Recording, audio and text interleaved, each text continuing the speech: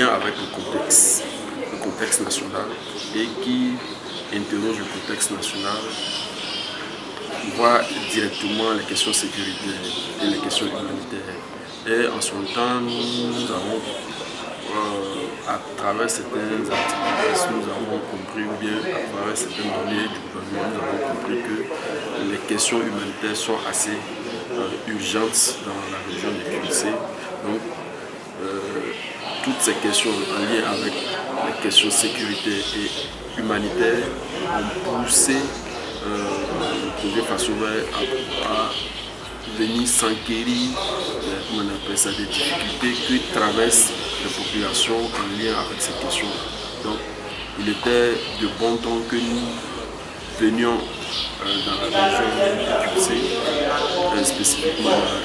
dans la ville de Kaya, pour rencontrer les acteurs de la société civile qui travaillent jour et nuit côté du gouvernement, aux côtés de la population, pour pouvoir recueillir les différentes attentes de la population.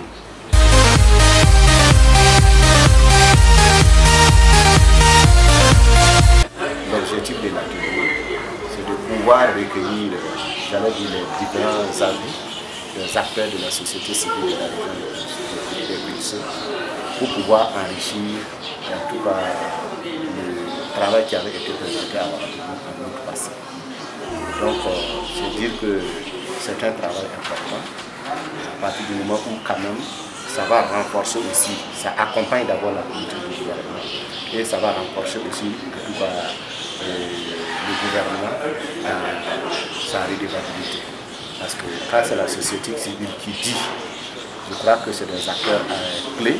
pour accompagner le gouvernement dans le travail de développement de notre nation. Donc je ne peux que être fier pour cet atelier qui se tient dans notre région.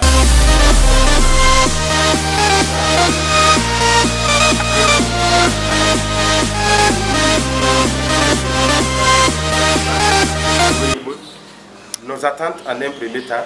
est que ce rapport soit traduit en langue, parce que nous savons tous que les collectes de données que nous avons faites auprès des communautés, la plupart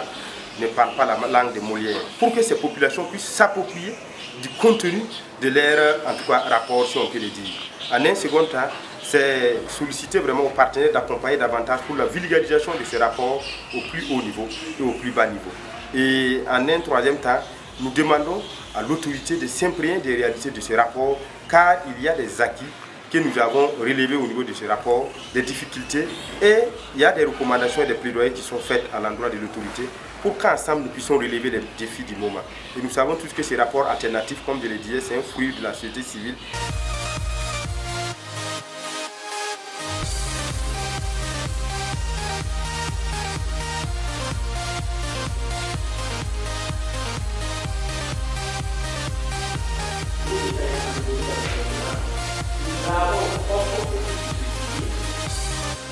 Bravo,